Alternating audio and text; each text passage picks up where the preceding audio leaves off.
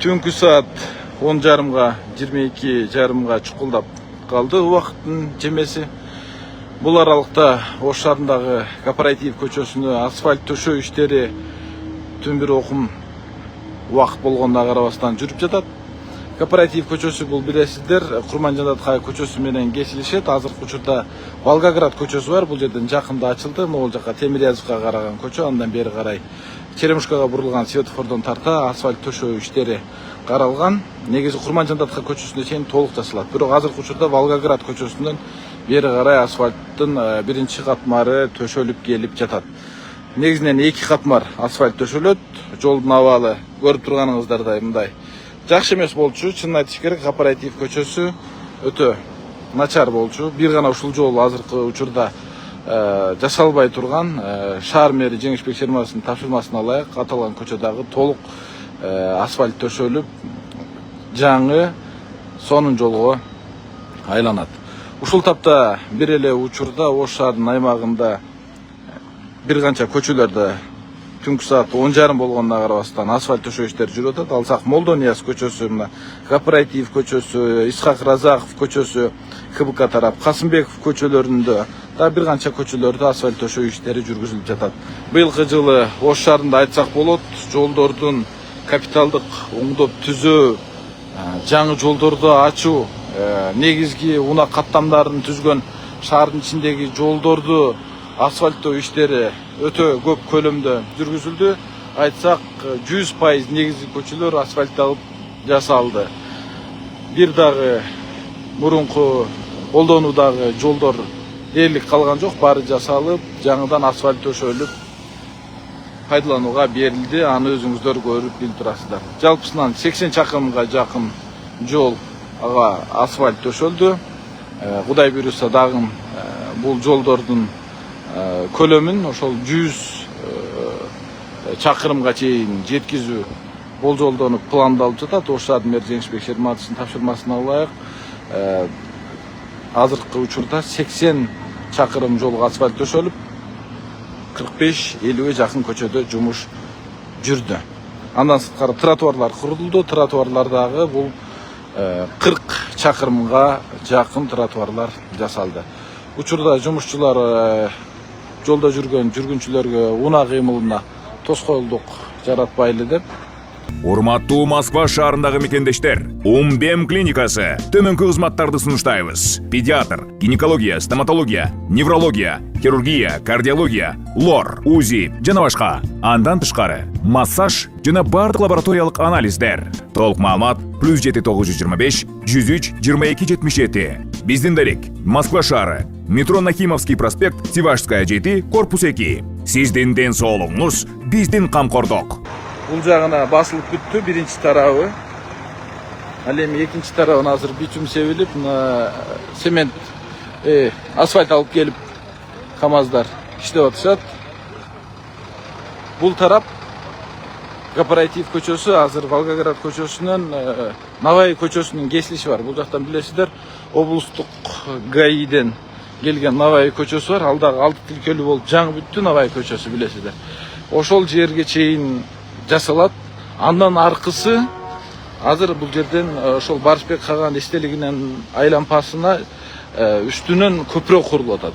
Көпүрөнүн курулушу жүрүп атат. Ошондуктан Навай көчөсүнүн кесилишине чейин азыр асфальт барып токтойт. Андан ары жол эртең кеңейтилип, кайрадан толук капиталды оңдоп түзөлүп, ал жерге көпүрө курулгандан кийин ага ылайыкташылып асфальт төшөлөт. Бул жердеги 3 бурчтук айлама тилкеси дагы азыр жолчулар айтышты, өзгөртүлөт экен. Навай көчөсү менен келгенде унаа тыгындар болбош үчүн бул жер тегерек айланма тартибиндеги круговойго айланат. Көкүмбү көчөсү дагы буйруса бүтүп калды. Билесиз, ал жер саздак болуп, жанагы суу чыгып кете бергендиктен таш төшөлүп, толук мындай кийин кайра дагы чөгүп кетпей тургандай болуп жасалды да. Азыр асфальт төшөө иштерине ошол жана чөгүп кетип аткан бөлүктөрүндө жумуш жүрүп жатат. Негизинен шаар мэри Жеңишбек Шерматович билесиздер, мына жаз айынын башында эле кышы менен бүт көчөлөрдү көрүп чыгып, долбоорлорун жасатып, сметага киргизип акчасын чечтиртип, эрте жазда жумуштар башталды. Анын натыйжасында, ошол туура саясаттын натыйжасында күз мезгили келгенге чейин, мына эгемендүүлүк майрамына чейин дээрлик 80 чакырым жол асфальтталып бүттү. Биринчи көчө бул Асыранкулов көчөсү жасалды, билесиздер. Асыранкулов көчөсү бул Эрска банк, азыркы Элдик банк мэриянын капталындагы Токтогул паркка түшкөн жердеги Асыранкулов көчөсү март айында бүтүп пайдаланууга берилди. Өтө кең болуп, чоң көчө болуп жасалды, аны билесиздер. Март айында Кыргызстандын башка аймактарында жол жасоо иштери башталып элек болгон мезгилде ошолар биринчилерден болуп март айында ошол Асыранкулов көчөсүн пайдаланууга берди. Андан бери Кудайга шүгүр күн сайын ошолордун да жаңы жолдор пайдаланууга берилип атат, ачылып атат, асфальттар басылып жаңыланып атат. Бул абдан жакшы нерсе. 45тен ашык көчө толук асфальтталып жумуштар жүрүп атат. Аны өзүңүздөр көрүп атасыздар. Учурда бул көлөмдүү жумуш Кооператив көчөсүндө жүргүзүлүп жатат. Биринчи катмары бул жакка басылып бүттү, азыр экинчи бул жакка басылып атат. Андан кийин тегизделип, экинчиси слой берилип, жол чийимдери чийилип, Кооператив көчөсү дагы абдан бир чоң көчөгө айланат. Ошол урматтуу катталуучулар, мен сиздерге жеринен түз эфирде маалымат берип коеюн деп азыр жасалып жаткан жумуштарды көргөзүп жатам. Бул бир эле көчө жасалып жаткан жок. Азыркы ушул түнкү 10:30да жана сөзүн башында айтып өткөндөй, Молдо Нияз көчөсүндө, Исхак Разаков көчөсүндө, Касымбеков көчөлөрүндө дагы асфальт төшөлүп, жумуш түн болгонуна карабастан уланып жатат. Мэрдин дагы талабы, тапшырмасы ушундай: суук түшкөнгө чейин асфальттарды басып, жолдорду бүтүрүп алышыбыз керек деген талап коюлган. Ошонун негизинде көрүп турасыздар, жумуштар жүрүп жатат. Мурдагыдай казылып, айлап, ямышный ремонт болуп жолдорубуз жаткан жок. Кудайга шүгүр, бүт баары жаңыдан жасалып атат. Асфальт жок, битим жок, техника жок, жумушчу жок деген маселе жок. Күн түндөбөй 2 нөмөттө мына жумушчулар ушул шаардын кызыкчылыгы үчүн, шаар тургундары үчүн, айдоочулар үчүн аракет кылып атат, иштеп атышат, жумуш жүрүп жатат.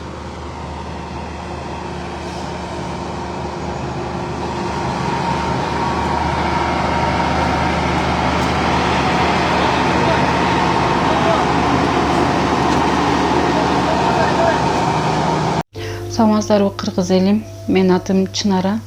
Кызым Фатима 1 жылдан бери Оле деген оору менен ооруп келет.